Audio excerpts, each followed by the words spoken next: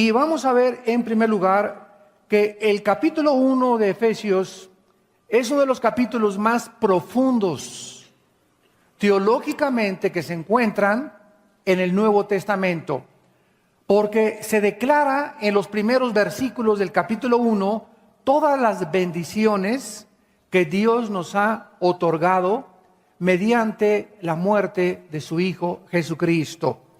Una vez que Cristo lleva a cabo su sacrificio en la cruz, nosotros podemos ya apropiarnos de las bendiciones que Dios nos ha delegado mediante su expiación. Y ahora es de suma importancia para el apóstol Pablo que esta iglesia de Éfeso pudiera comenzar a entender que una vez que tú ya sabes que eres hijo e hija de Dios y que tenemos abundantes bendiciones, lo más importante de nuestra vida cristiana es conocer a Dios. Más que las actividades en las que nos podamos involucrar, que no está mal que te involucres en actividades dentro del cristianismo, sería un error tremendo que hicieras muchas cosas para Dios y repartir folletos y predicas y por aquí por allá, pero tu comunión diaria con Dios, la relación íntima que Dios quiere que tú tengas con Él en las mañanas de preferencia, no exista en tu vida. Porque esto es lo que Dios anhela, que le conozcamos de una manera íntima. Y este es el tema de la oración que hace Pablo y del tema que vamos a desarrollar. Es absolutamente esencial, insisto, en que todos los creyentes crezcamos más y más en el conocimiento de Dios. Porque si tú no llegas a conocer a Dios de una forma íntima, sobre todo en esta época que estamos atravesando de confusión, de crisis económicas, tsunamis, terremotos, problemas en la familia, una depravación y una inmoralidad jamás vista, no vas a entender por qué están pasando estas cosas en el mundo, ni vas a tener respuestas para tus hijos, para tus amigos, ni para tus vecinos. Entonces es importantísimo que nosotros podamos aferrarnos al conocimiento de Dios mediante las Escrituras. En el Antiguo Testamento dice Oseas 4:6, mi pueblo pereció porque no tuvo conocimiento. Y esta palabra conocimiento que se usa ahí en Oseas 4:6 es la palabra yada, que significa el conocimiento íntimo que debemos de tener con Dios. Yo puedo decir, yo conozco al rey Juan Carlos de España. ¿Cómo que lo conoces? Sí, lo conozco, lo he visto en la televisión, lo he visto en las revistas, ¿verdad? Es un conocimiento que tengo solamente superficial del rey Juan Carlos de España. Y otras personas pueden decir, no, yo lo conozco de una forma personal. Yo fui invitado a su rancho ahí en España y lo saludé al rey Juan Carlos de España y él me saludó, etcétera, etcétera, y lo vi como era. Pero ¿quién puede decir, yo conozco al rey de manera íntima? Solamente su esposa. Porque es la que convive con él las 24 horas del día. Y así hay mucha gente que dice, yo conozco a Cristo, yo sé que murió en la cruz, que su madre fue la Virgen María, que nació en Belén, etcétera, etcétera. Hay otras personas que dicen, no, pero yo lo conozco porque ya lo invité a mi vida como mi Señor y mi Salvador. Pero hay otras personas que dicen, yo no solamente lo conozco como mi Señor y Salvador, sino que lo conozco de manera íntima, porque diario tengo comunión con Él. ¿A qué categoría de conocimiento perteneces tú? Muy bien, vamos a ver en primer lugar que para que podamos conocer a Dios de manera íntima, existen algunas condiciones muy importantes de carácter moral y de carácter espiritual, y las encontramos en el versículo 15 y 16. Por esta causa, también yo, habiendo oído de vuestra fe en el Señor Jesús y de vuestro amor para con todos los santos, vemos nosotros que la base y el fundamento para conocer a Dios de manera íntima es la fe y el amor. ¿Qué significa esto? Bueno, la iglesia de Éfeso tenía un testimonio muy fuerte tan fuerte que toda la gente alrededor había oído de que ellos tenían una confianza tremenda en el Señor Jesús, pero no solamente amaban a Dios y confiaban en Jesús, sino que entre ellos había muchísimo amor. Y cuando estamos hablando de amor entre nosotros, estamos hablando de soportarnos unos a otros, de aguantarnos unos a otros, de tolerarnos unos a otros, porque dentro del amor existe el amor de Dios, el sacrificio personal. ¿Cuántos de ustedes van a la iglesia y dicen, pues, ay, yo no quiero ni ganas de ir a la iglesia porque se sienta enfrente de mí Doña Chole, con una cara de pozole que no puede con ella? Y tiene una cara amargada y hay otro que no me saluda, etcétera, etcétera. Y cuando tú llegas a la iglesia, quieres que todo el mundo te salude y que todo el mundo esté contento, y eso anhelamos todos, ¿verdad? Pero desgraciadamente no has entendido, por no conocer a Dios de manera íntima, que uno de los gimnasios de Dios es la iglesia. A la iglesia vienes a ejercitarte en la fe y en el amor, en confiar en que Dios te va a poner a la gente que necesitas para edificar tu vida y aquellos que vas a tener que aguantar y tolerar. Porque si tú llegas a la iglesia y hay alguna persona que no saludas porque no te saluda, ¿no hacen eso también los gentiles? Entonces tú vienes a la iglesia no solamente a que todo el mundo te trate, siéntese aquí, ¿cómo está? Y es que nadie me ama. Vienes a la iglesia a tú darle amor a los demás. Entonces no esperes recibir, quítate ese ego de que yo voy para que tengan misericordia, para que oren por mí, para que me amen. Tú vienes a la iglesia a buscar a quién amar, porque es más bienaventurado dar que recibir. Entonces comenzamos a ajustar nuestra mente y ya nuestro ego comienza a morir, porque comenzamos ya no a buscar que nos den, sino nosotros dar a los demás. De tal manera amó Dios al mundo que dio. ¿En qué se manifestó el amor de Dios? En dar. Entonces ese es el amor que Dios quiere que nosotros tengamos para poderlo conocerlo. Porque si tú no conoces a tu hermano, ni amas a tu hermano que vive cerca de ti, ¿cómo quieres conocer a Dios a quien no has visto? Pablo escuchó entonces de este amor de los efesios y de su fe.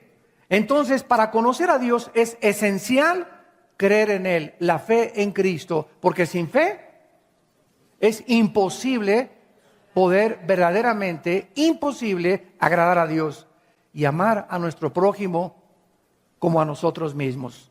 ¿Cuál es el primer gimnasio de Dios? El hogar. En la casa es el primer gimnasio de Dios. Y el segundo gimnasio de Dios es la iglesia. Ahí es donde nos entrenamos y donde hacemos ejercicio para desarrollar nuestra musculatura espiritual. Realmente este testimonio de Pablo es lo que lo motiva para escribirles esta carta. Él sabía que la vida del cristiano no es una vida estática ni mediocre, sino que va en continuo crecimiento, como dice 2 de Pedro 3:18. Crezcan en la gracia y en el conocimiento de nuestro Señor Jesucristo. Tenemos que crecer en gracia, es verdad, porque la gracia es la que nos facilita y nos capacita para hacer su voluntad. Pero si tú creces en la pura gracia y no creces en el conocimiento, o viceversa, conoces mucho de la Biblia y mucha teología y no has crecido en la gracia, te conviertes en un monstruo. Entonces tenemos que crecer de una forma equilibrada, tanto en la gracia como en el conocimiento de Dios, porque si no, nuestro crecimiento es, repito, anormal. Muy bien, vamos pues a introducirnos ahora en el versículo 17 en adelante para comenzar a comprender la necesidad de crecer en el conocimiento de Dios. En el capítulo 4 de Efesios, ahí mismo en el mismo libro, versículo 15 al 16, vemos esta insistencia del apóstol Pablo acerca del crecimiento de Dios. Dice Efesios 4, 15 y 16, sino que siguiendo la verdad en amor, crezcamos en todo en aquel que es la cabeza, esto es Cristo. Vean ustedes, ¿quién es la verdad? ¿Perdón? Entonces dice la Biblia que debemos de seguir a Cristo amando. Debemos de seguir la verdad, que Cristo es la verdad, amando. Seguir la verdad en amor. ¿Qué significa esto? Ok, yo te sigo, Señor Jesús, pero al mismo tiempo no me desconecto de mis hermanos. Porque el primer mandamiento es: amarás a Dios con todo tu corazón, y el segundo, a tu prójimo como a ti mismo. En estos dos mandamientos se resumen los 10 mandamientos del Antiguo Testamento. Entonces, debemos de nunca desconectarnos, el decir: yo sigo a Cristo y oro y ayuno y me hinco y hago sacrificios, etcétera, etcétera, pero no podemos jamás desconectarnos del amor de nuestros hermanos. Porque siempre que estamos siguiendo a Jesús, Dios nos comienza a preguntar: ¿a cuántos de tus hermanos verdaderamente amas sacrificialmente? ¿Por cuántos te estás sacrificando para que sea verdaderamente seguir la verdad en amor? Ahora noten ustedes que dice el versículo 15: crezcamos. En otras palabras, no se puede crecer sin seguir a Cristo ni amar a los hermanos. ¿Qué es lo que nos da el crecimiento? No solamente el puro conocimiento de la Biblia. Repito, tú puedes ir a un seminario y darte un doctorado en teología, una licenciatura en teología, una maestría en teología. Yo conozco muchos pastores en Estados Unidos que tienen 3 o 4 diplomados y maestrías y doctorados en teología, y sin embargo tienen cara de coyotes. No puedes ni siquiera acercarte a ellos. En sus propias casas, ¿verdad? Su propia esposa, ¿cómo la tratan? Pero tienen, ¿verdad? Tienen muchísimo conocimiento, pero ellos han desconectado el conocimiento y su teología del amor. Y el amor cubrirá multitud de faltas. Dice a continuación: de quien todo el cuerpo, bien concertado y unido entre sí por las coyunturas que se ayudan mutuamente, o sea, somos nosotros un cuerpo en Cristo, todos los cristianos. La iglesia no es el edificio, ni el título presbiteriano, bautista, Vida Nueva para el Mundo, apostólico, nazareno, ¿verdad? Esos son los títulos que nosotros le hemos puesto a la botella. Cuando Cristo no venga, no va a haber que si tú traes aquí presbiteriano, bautista, Vida Nueva para el Mundo. A Cristo le interesa el interior de la botella, tu esencia, tu carácter. Y lo que los cristianos somos es el conjunto de personas que formamos el cuerpo de Jesucristo. Nos podemos reunir en el Ajusco, nos podemos reunir en VIPs, nos podemos reunir en un salón de un hotel, pero la iglesia no es el edificio ni la denominación, sino las personas. Y cuando nos reunimos nosotros, dice la Biblia, que estamos creciendo unidos unos con otros, y se usa el ejemplo de las coyunturas que tiene aquí mi codo, y los músculos y los tendones que unan mi codo y mi hueso para que pueda doblarse. Aquí en el menisco, en mi rodilla tiene líquidos y tiene tendones que hacen que mi rodilla se doble así y se pueda estirar también. ¿Por qué? Porque es lo que me une. Este hueso lo une con esto con esto. Aquí el metatarso con el tarso, los dedos también tienen aquí las coyunturas. Y estas coyunturas deben estar aceitadas. Porque cuando una coyuntura se descoyunta, es porque entonces sobreviene un caos en el sistema óseo. Y cuando un hermano está en pleito con otro hermano, dentro de la misma iglesia, dentro de la misma reunión, y un hermano no le habla al otro hermano, inmediatamente se detiene tu crecimiento. Se detiene tu crecimiento. Tú puedes ir viniendo a estudiar la Biblia y estudiar la Biblia, pero si tú dejas de amar y de perdonar, 70 veces 7 se detiene tu crecimiento. Regresamos al capítulo 1 y dice la Biblia entonces de qué forma Dios está interesado en no divorciarnos de los hermanos cuando seguimos a Jesucristo. Y Pablo en el capítulo 1 dice en primer lugar, antes de introducirnos al conocimiento, para que el Dios de nuestro Señor Jesucristo, versículo 17, capítulo 1, el Padre de gloria os dé. En primer lugar, Pablo está hablando no de los millones de dioses que tenían los romanos, ni los griegos, sino que está hablando de alguien que no solamente es nuestro Dios, sino que también ese Dios que mandó a Cristo se convirtió en el momento que recibí a su Hijo en mi Padre. ¿Y saben lo que significa la palabra Padre? Pater, en el original griego, significa autor, originador, de donde viene algo o donde surge algo. Mis hijos, ¿verdad? Me dicen papá porque yo me junté, ¿verdad? Con una mujer y la mujer y yo formamos ese cigote que se formó después en un feto, después tuvo lugar el bebé y ya crecían los hijos y nos llaman padre o nos llaman mamá. ¿Por qué? Porque somos las personas o el origen o los autores de que ellos hayan podido venir a este mundo. Entonces, cuando nosotros nacimos de nuevo, Dios es nuestro Padre Celestial porque Él nos hizo nacer en el Espíritu. Y estamos en un nuevo nacimiento espiritual. Entonces, Dios se le llama nuestro Padre. ¿Y Padre de quién? Y aquí lo dice, de nuestro Señor Jesucristo, el Dios a quien el Señor Jesús dijo que le había enviado, es a quien Jesús adoraba continuamente. Vean, por ejemplo, en el Evangelio de Juan, capítulo 5. Juan capítulo 5, la forma como Jesús se expresaba de su Padre. Dice el Juan 5, versículo 37 al 38. También el Padre que me envió,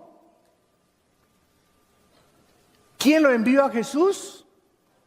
Él no dijo que apareció así de repente, sino que habló siempre de Dios como su Padre, como su originador, como el autor de todo lo que Él hacía en esta vida. El Padre que me envió ha dado testimonio de mí. Nunca habéis oído su voz, ni habéis visto su aspecto, ni tenéis su palabra morando en vosotros, porque a quien Él envió, ustedes no creen.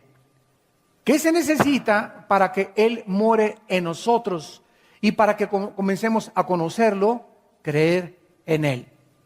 De los millones de dioses, repito, que existen, mucha gente me ha dicho en muchos lados donde viajamos, es que Alá, el Dios de los musulmanes, es el mismo que se reveló como Alá a los musulmanes, al Jehová del cristianismo.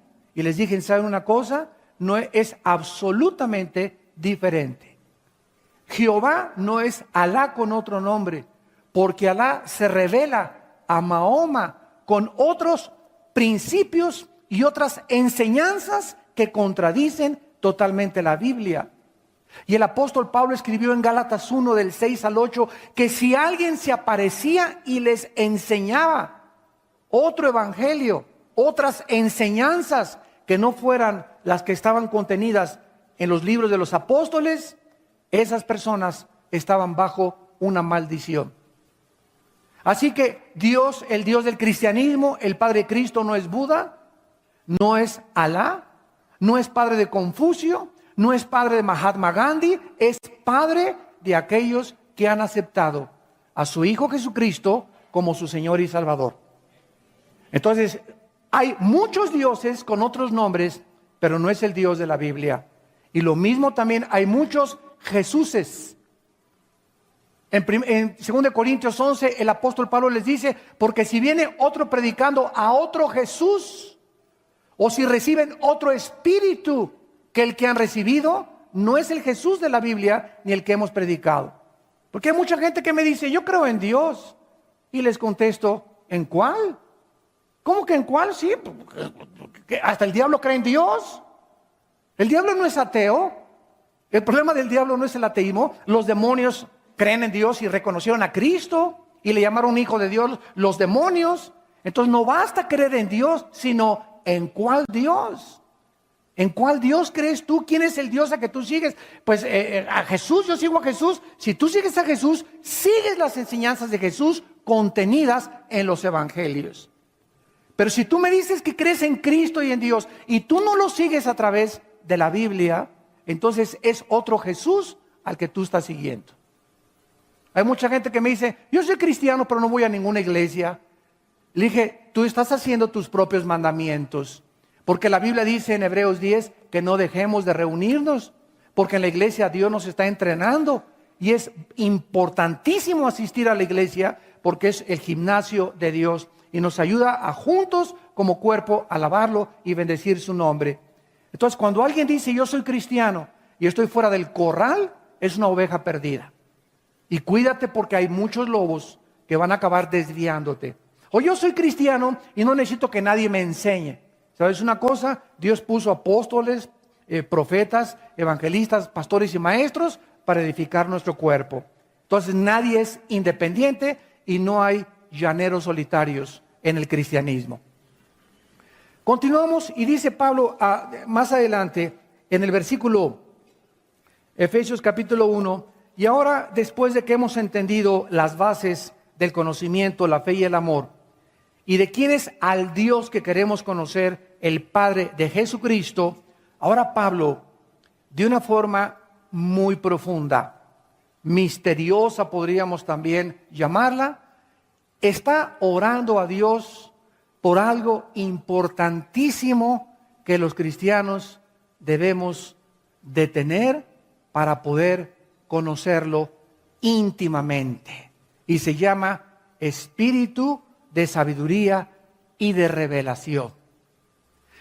Pregunta, y esto es lógico, ¿qué acaso no todos los cristianos tenemos un espíritu de sabiduría y de revelación? La respuesta es no. Porque desde el momento que el apóstol Pablo está pidiéndole a Dios que les dé, es porque no lo tenía la iglesia de Éfeso. La iglesia de Éfeso estaba preparada por el amor y la fe que tenían en Cristo de recibir esto de Dios, pero ellos no lo sabían. ¿Por qué? Porque no estaba completada la Biblia. Entonces Pablo le pide a Dios diciéndole, Padre, he visto la fe y el amor de la familia Pérez. He visto la fe y el amor que mi hijo, Pancho, Pancholín, Pancholetas, te tiene. He visto, Señor, la fe y el amor de mi esposa, de mi esposo por ti. Oh Dios, yo te pido, en base de ese amor y de esa fe que ellos tienen y que tú conoces que otra gente tiene, que les des espíritu de sabiduría y de revelación en tu conocimiento, y Dios te va a contestar. Yo no le puedo pedir a Dios que le dé espíritu de sabiduría y revelación a un hijo mío que anda perdido. No le puedo pedir espíritu de revelación y de conocimiento a una persona que yo conozco que no tiene una relación con Cristo.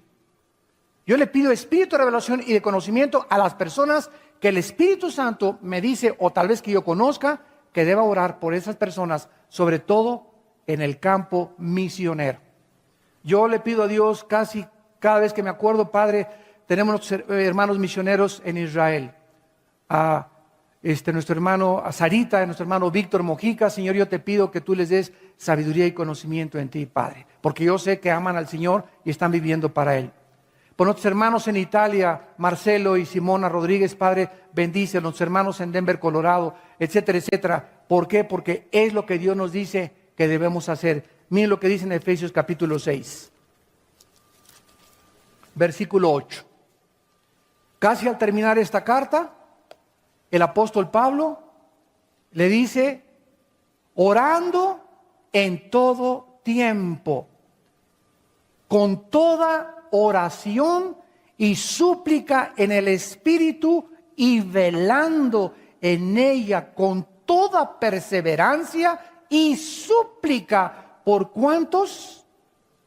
Por todos los santos. Dios anhela que nosotros estemos orando los unos por los otros. ¿Por cuántos? No levantes la mano. ¿Por cuántos oras tú diario? Por mi perro.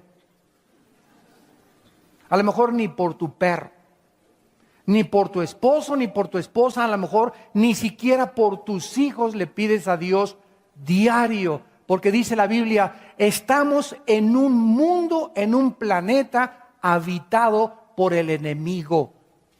Estamos los cristianos en un campo continuo de batalla.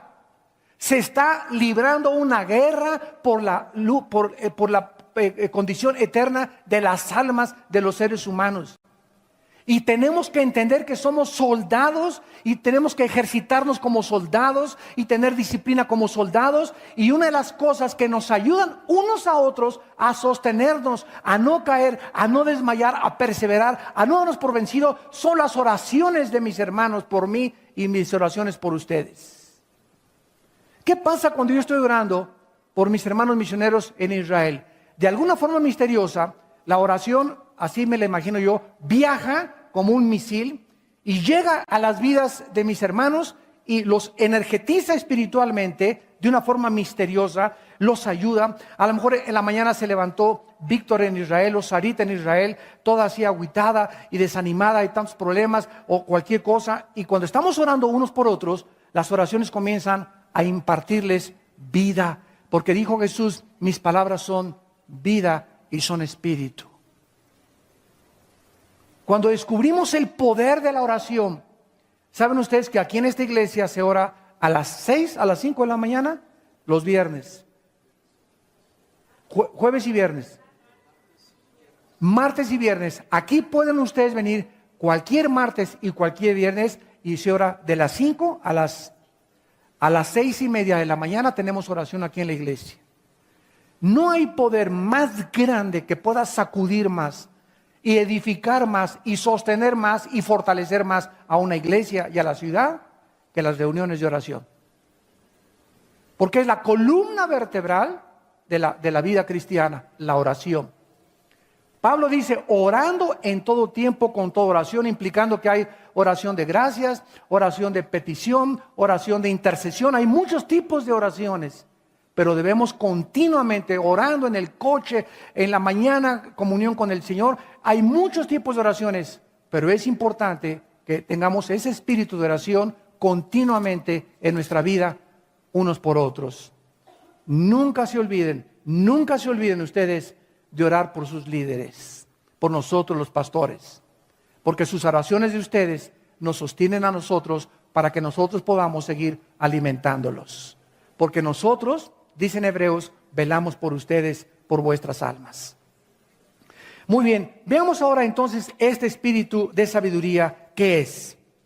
Porque se mencionan 3 cosas fundamentales para crecer en el conocimiento de Dios, y la importancia la podemos ver en que Pablo oraba por estas cosas, por esta iglesia de Éfeso. La palabra sabiduría, Sofía en el griego, es la palabra Sofía en el griego, significa la capacidad espiritual. A los que la quieran apuntar, es una capacidad, es una habilidad que no se obtiene de los libros. No estamos hablando como Einstein, que fue un sabio matemático, y otras personas sabias de acuerdo al mundo. Estamos hablando de una sabiduría espiritual que no viene de la escuela, no viene del seminario, viene directamente de Dios. Es una capacidad o habilidad espiritual otorgada desde luego por el Espíritu Santo para saber aplicar el conocimiento espiritual. Voy a explicarlo. Es la capacidad o la habilidad otorgada o infundida por el Espíritu de Dios para que sepamos cómo aplicar el conocimiento espiritual. Se los voy a explicar. Dios nos dice a los esposos, amen a vuestra esposa como Cristo amó a la iglesia. En otras palabras, sacrificialmente. Cuando Dios ve, o sea, el conocimiento lo tenemos todos los cristianos. Todos sabemos que debemos amar a la esposa como Cristo amó a la iglesia. Lo sabes intelectualmente. Pero cuando lo practicas, cuando el conocimiento lo llevas a la práctica, entonces te comienzas a volver sabio. No es hasta que Dios ve que practicamos lo que conocemos, que es cuando nos comenzamos a volver sabios.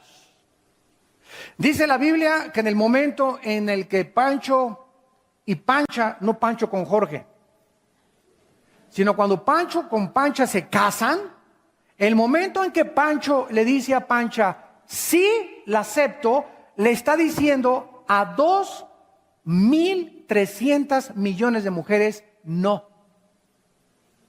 Porque son las que existen en el mundo. Cuando tú le dices sí a alguien, le está diciendo a 2.300 millones de personas, no.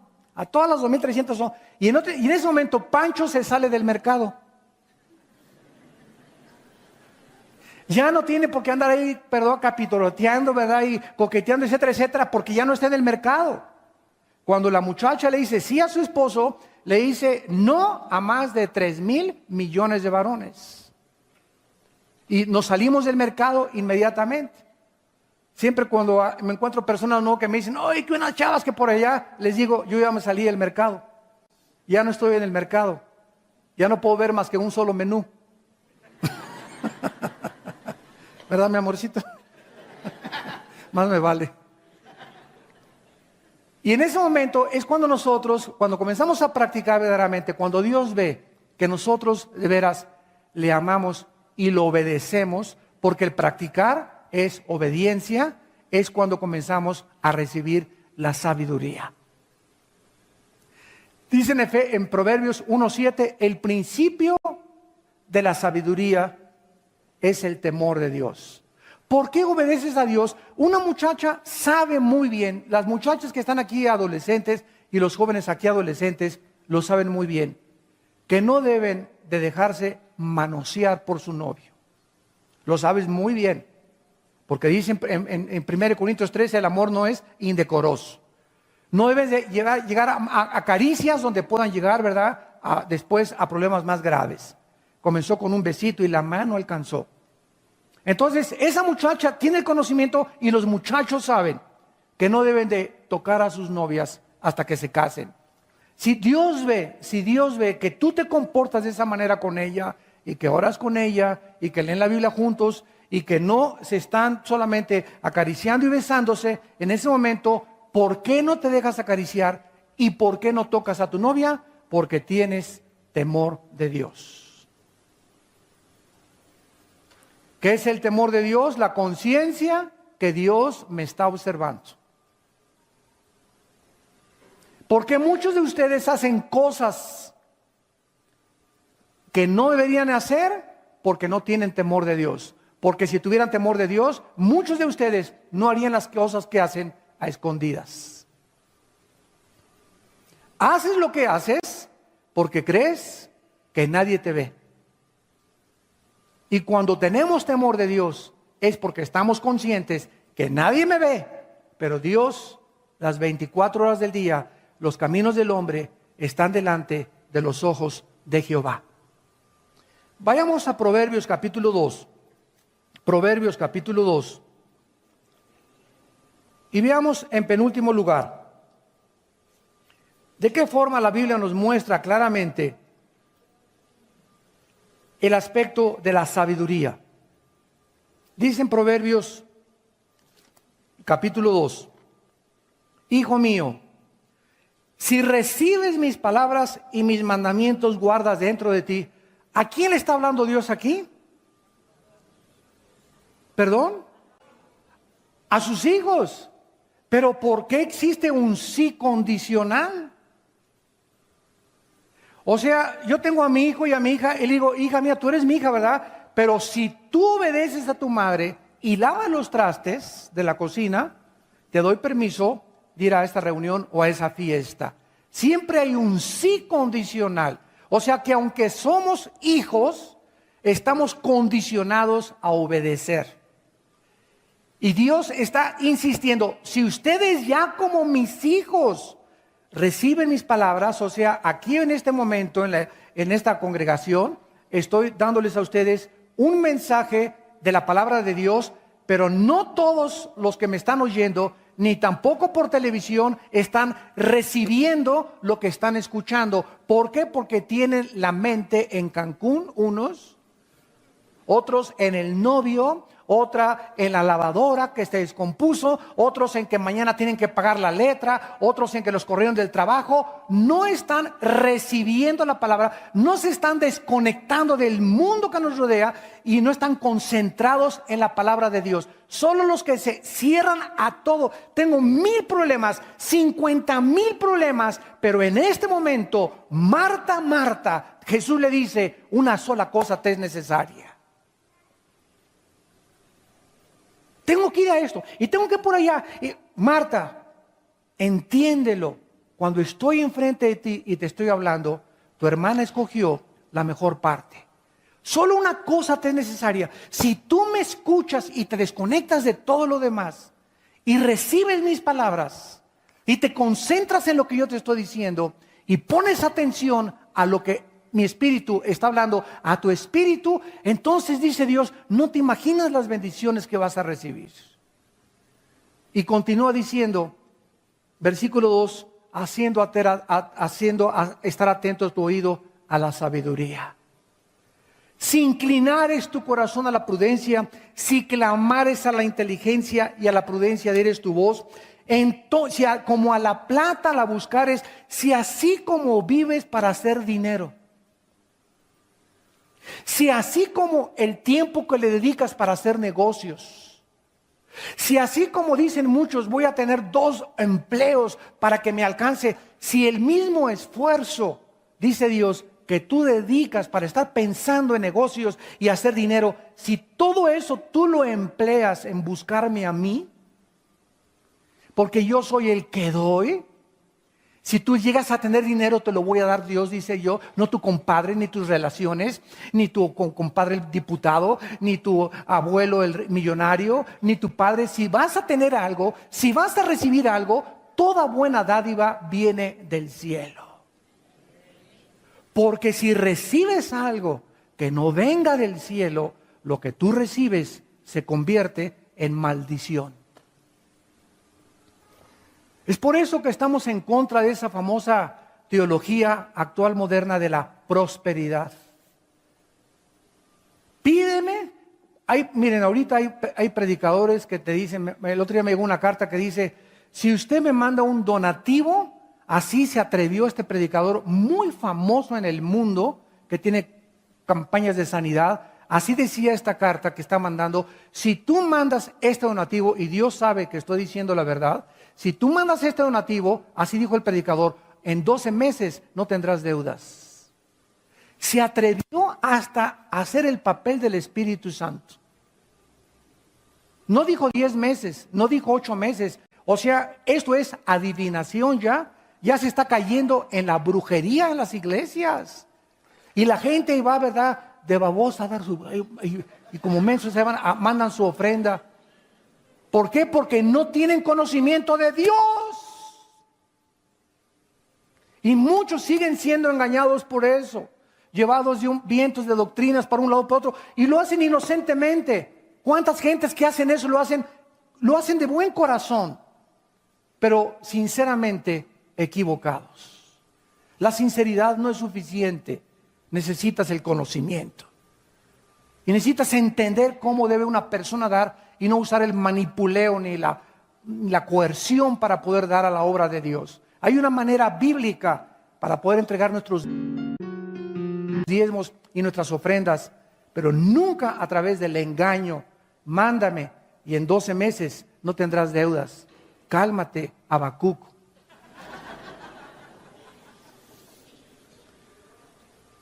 Dice el versículo 5, entonces, Proverbios 2, versículo 5, entonces, cuando recibas mis palabras, cuando pongas atención, cuando le des prioridad a mi palabra, entonces y no antes, vas a entender el temor de Dios y hallarás el conocimiento de Dios, porque Jehová da, no el seminario, no los libros, no la educación, es Dios el que da la sabiduría, y de su boca, o sea, de la Biblia, viene el conocimiento y la inteligencia.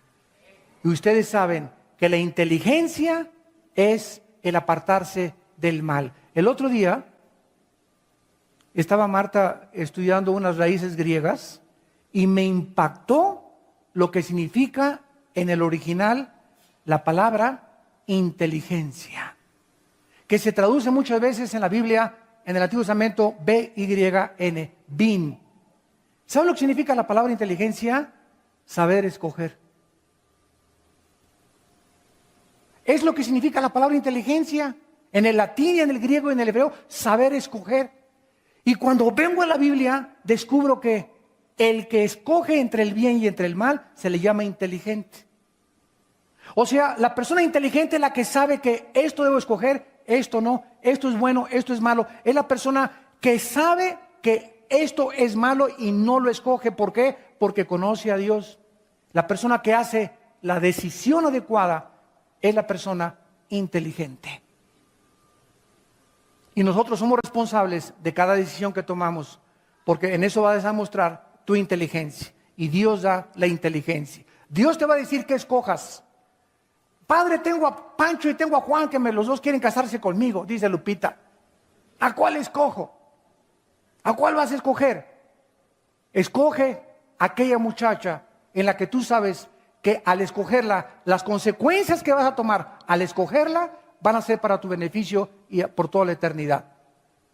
Pero si ves que la otra anduvo ya con 10 antes que tú, y otra que se te ofrece anduvo nada más con 2 antes que tú, y una no es cristiana y una es cristiana, ¿verdad? No seas como el buey que va al degolladero. Escoge aquella que tienes mucho más probabilidades de que tus consecuencias al casarte te vayan a beneficiar. Entonces, al escoger nosotros, demostramos cuánta inteligencia espiritual tenemos. Y para terminar, regresamos a Efesios y dice Pablo, pero que también ustedes reciban el espíritu de sabiduría y de revelación en su conocimiento. La palabra revelación es la palabra apocalipsis. Es la palabra apocalipsis, que significa correr el velo, descorrer la cortina. Es lo que significa la palabra apocalipsis. Cuando veamos el libro Apocalipsis, en inglés lo traducen revelation, revelación. Porque cuando una estatua, los griegos ponían una estatua y la cubrían con una manta, con una sábana, y juntaban a toda la gente, el presidente de la ciudad, para que descubrieran la estatua, y cuando jalaban un hilo y se caía la manta de la estatua, entonces la estatua se revelaba a la gente. La gente sabía y veía ahora, sin la cortina, cómo era la estatua. Cuando dice la Biblia el Apocalipsis de Jesucristo, significa que las cortinas están cerradas para todos los que no son cristianos, del mundo espiritual invisible. Y cuando el Espíritu Santo entra a nuestra vida, ¿qué hace? Nos comienza poco a poquito a entrar la luz, y mientras más conozco a Dios, más luz me entra, más luz me entra, más luz me entra, hasta que soy iluminado con el espíritu de revelación. Y con esa revelación, con esa iluminación, vengo a la Biblia y la comienzo a entender. Es que sabes una cosa, necesitas revelación. Tal vez no tienes al Espíritu Santo. Tal vez es como esta persona muy famosa en México que tuve en 1986, un debate en el radio, en Radio Red. Y esta persona tradujo el Nuevo Testamento del griego al original latín y al español. Muy famoso en México, todavía vive, ya está muy grande, con unas barbotas así grandotas. Lo entrevistan a cada rato en la televisión. Y me dijeron que si yo aceptaba tener un debate con él. Y cuando yo tradujo la Biblia, el Nuevo Testamento en griego, pues me imagino que debe ser un teólogo, ¿verdad? Qué bárbaro, que todo el Nuevo Testamento lo tradujo del griego al español. Pero sin embargo, a los 10 minutos de la conferencia, de estar debatiendo yo con él, de puras cosas tontas que me estaba diciendo él, yo le dije, a usted, ¿sabe qué? Yo siento en mi espíritu que usted conoce muchísimo de la Biblia, pero usted no conoce al autor de la Biblia. Hay mucha gente que te habla de Noé y Moisés y el diluvio, se habla de memoria los reyes de la Biblia, se saben los libros de la Biblia, se saben las fechas geográficas, todo la información, la data intelectual. Pero es increíble que conozcan la Biblia sin conocer al autor de la Biblia, que es Dios. Y no es hasta que conoces al autor de la Biblia que entonces tu vida es cambiada, tu vida es transformada. Por esto ese Señor me estaba hablando de que los evangelios no eran realmente los que Cristo escribió. Aunque Él tradujo de griego al latín y al español el Nuevo Testamento, Él no estaba convencido de que Jesús era el Cristo, el Mesías.